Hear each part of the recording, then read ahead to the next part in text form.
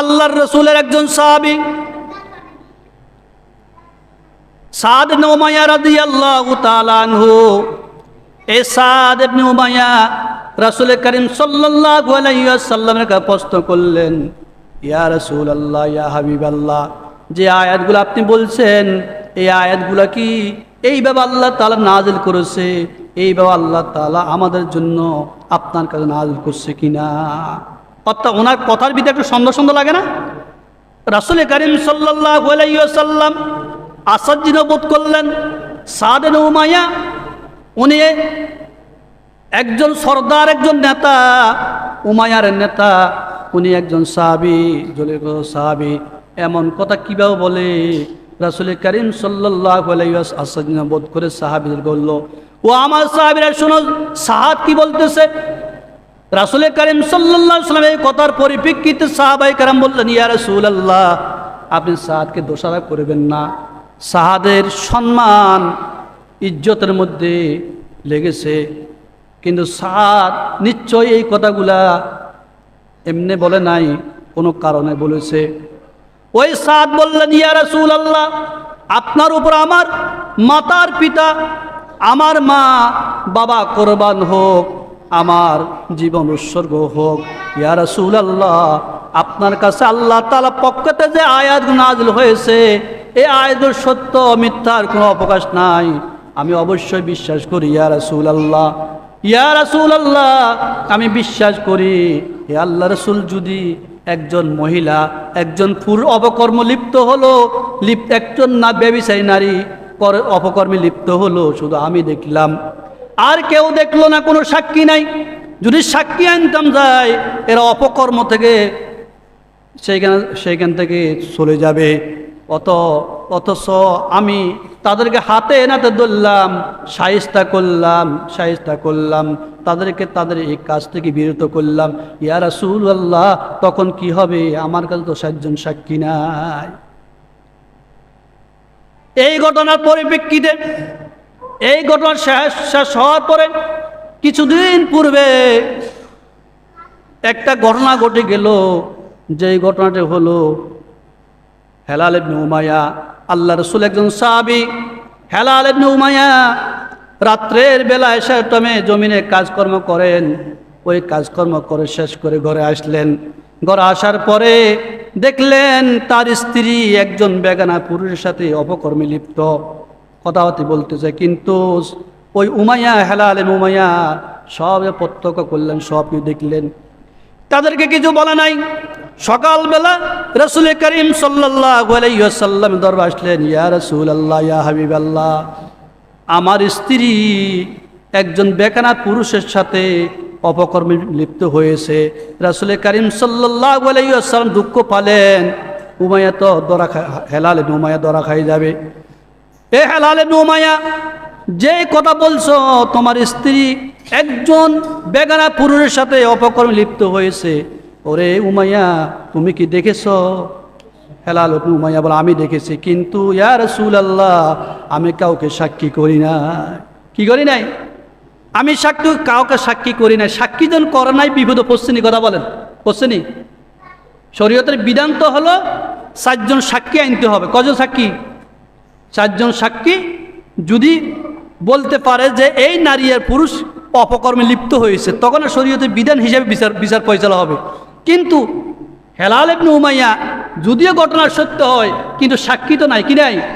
সাক্ষী নাই। শরীয়তের বিধান হলো সাক্ষী আনতে হবে। কি আনতে হবে? সাক্ষী আনতে হবে, কিন্তু সাক্ষী তো নাই। উনি কাউকে সাক্ষী করেন নাই। তো রাসূল করিম সাল্লাল্লাহু আলাইহি ওয়াসাল্লাম বললেন, হে হেলাল ইবনে উমাইয়া, তোমার একার সাক্ষী গ্রহণ করা যাবে না, 4 জন সাক্ষী আনবা।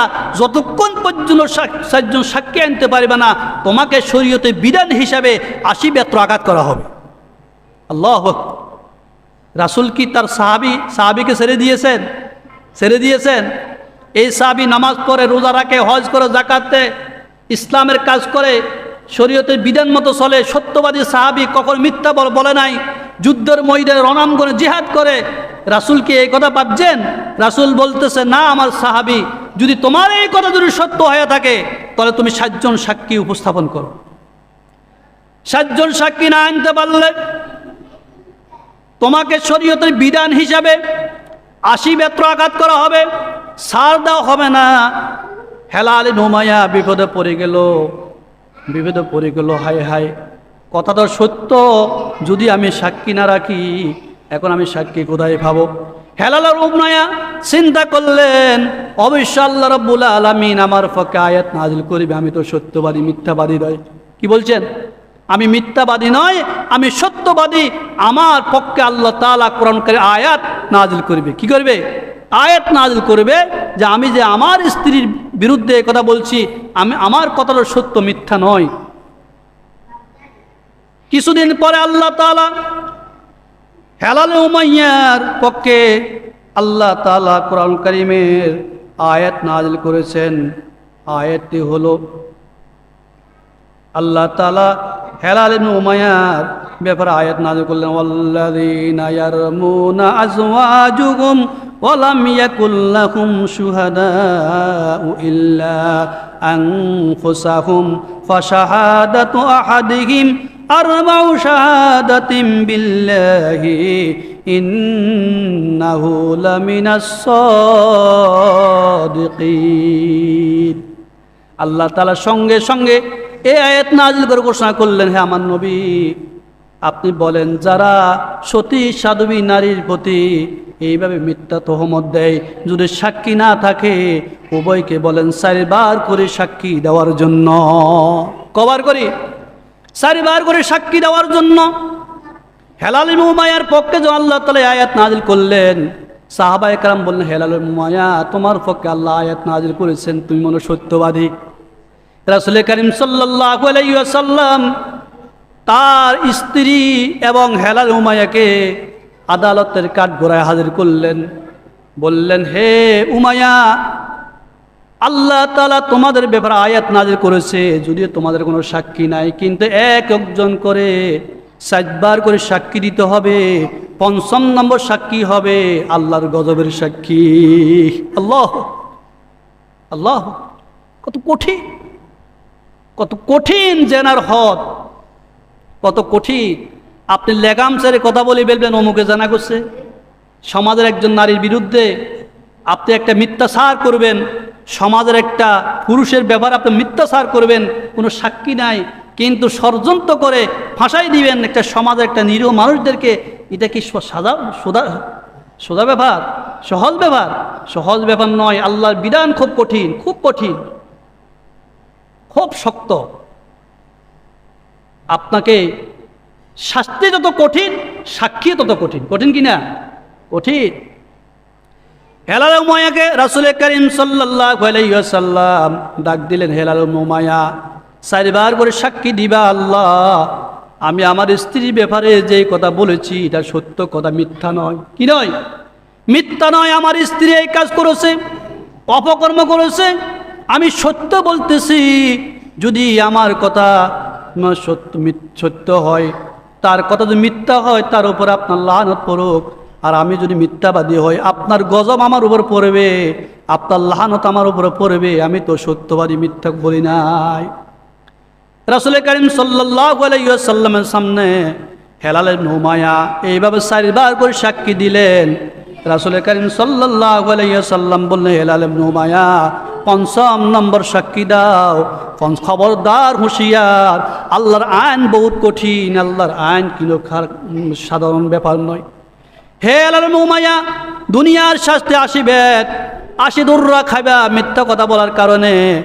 এই সাক্ষীটা হলো সাধারণ, এই বিচার সাধারণ বিচার, কিন্তু আল্লাহর বিচার হলো বহুত কঠিন। মৃত্যুর পরে কঠিন শাস্তি হবে, কঠিন শাস্তি হবে। উমাইয়া, খবরদার, মিথ্যা কথা বলবা না। এটা তোমার 5ম নম্বর সাক্ষী, তুমি সত্য সাক্ষী দাও। হেলাল ইবনে উমাইয়া আল্লাহর কাছে ফরিয়াদ করে, রব্বুল আলামিন, আমি আমার স্ত্রীর ব্যাপারে যে কথাগুলো বলেছি সত্য বলেছি, মিথ্যা বলি নাই। 100% শিওর, আমার একটা কথা সত্য, মিথ্যা নয়। ও আল্লাহ, এই 5ম নম্বর সাক্ষী আমার। আমি যদি মিথ্যা কথা বলি, আপনার পক্ষ থেকে আমার উপর আল্লাহর লানত আর গজব পড়ুক। কলম খোলা তো, খোলাসা। হেলাল উমাইয়ার সাক্ষী খোলাসা শরীয়তের বিধান হিসাবে। এবার রাসূল বললেন তার স্ত্রীকে, এই তুমি সাক্ষী দাও। ওই স্ত্রী প্রথম সাক্ষী দিয়ে চাই না, গোত্রের সম্মান রক্ষা করার জন্য। সেই তো জানে আমি মিথ্যাবাদী, আমি অকাম করেছি, কিন্তু শোক শর্মে সমাজে গোত্রের সম্মান রক্ষা করার জন্য স্ত্রী আল্লাহর কাছে চারিবার করে সাক্ষী হলো, আল্লাহ আমি সত্য বলেছি, মিথ্যা বলি নাই, সত্য বলেছি, মিথ্যা বলি নাই। এবার চারিবার সাক্ষী দিয়েছেন। এবার রাসূল করিম সাল্লাল্লাহু আলাইহি ওয়াসাল্লাম বললেন, পঞ্চম নম্বর সাক্ষী দাও। আল্লাহ নবী ঘোষণা করলে, খবরদার, খবরদার হে নারী, শরীয়তের বিধান বহুত কঠিন, শরীয়তের হদ, তোমাকে 80 বেত লাগানো হবে বা 100 ডোরা লাগানো হবে, দুনিয়াতে মারা যাইবা, হয়তো থাকবা, কিন্তু কিয়ামতের শাস্তি, কবরের শাস্তি খুব কঠিন, খুব কঠিন। খবরদার কবরের শাস্তির ভয় করো, কিন্তু সত্য কথা বলবা পঞ্চম নম্বর সাক্ষীতে। এই মহিলাটি যখন পঞ্চম নম্বর সাক্ষী দিলেন, পঞ্চম নম্বর সাক্ষীর ব্যাপারে একটু গড়াফসি করলেন, ঘাবড়ে গেলেন। এরপরও মিথ্যা কথা বলে চারিবার পঞ্চম নম্বর সাক্ষী দিয়েছেন। তখন শরীয়তের বিধান হিসাবে রাসূল করিম সাল্লাল্লাহু আলাইহি ওয়াসাল্লাম তার উপরে হদ ব্যবহার, দৌড়া লাগাইতে পারে না, শরীয়তের বিধান প্রয়োগ করতে পারে না, শরীয়তের বিধান প্রয়োগ করতে পারে না। নবী করিম সাল্লাল্লাহু আলাইহি ওয়াসাল্লাম তাদের মধ্যে বিয়া বিচ্ছেদ করে দিল। আল্লাহ তাআলা ওই কথা বলছেন, ওয়াল খামিসাতু আন্না লাআনাতাল্লাহি আলাইহি ইন কানা মিনাল কাযিবিন। আল্লাহ তাআলা আমাদেরকে হেফাজত করত শরীয়তের বিধান হিসাবে কারো প্রতি মিথ্যা তহমত দিতে, কারো প্রতি কোনো কথা বলতে হিসাব করে বলতে হবে, হিসাব করে বলতে হবে, কারো প্রতি মিথ্যা তহমত দেওয়া যাবে না, কারণ শরীয়তের বিধান বহুত কঠিন। দুনিয়াতে যদি আপনার শাস্তি না হয়, কিন্তু পরকালে আপনার শাস্তি কি হবে? কিন্তু সঠিক যদি দেখেন, 7 জন সাক্ষী লগল দাঁড় করাবেন, 7 জনকে দেখাবেন, ওই 7 জন নিখুঁতভাবে কি দিবে, সাক্ষী দিবে, তখন আপনার এই কথাগুলো কি হবে? আল্লাহর কাছে এবং জনগণের কাছে, সমাজের কাছে কি হবে? গ্রহণযোগ্য হবে। আল্লাহ আমাদের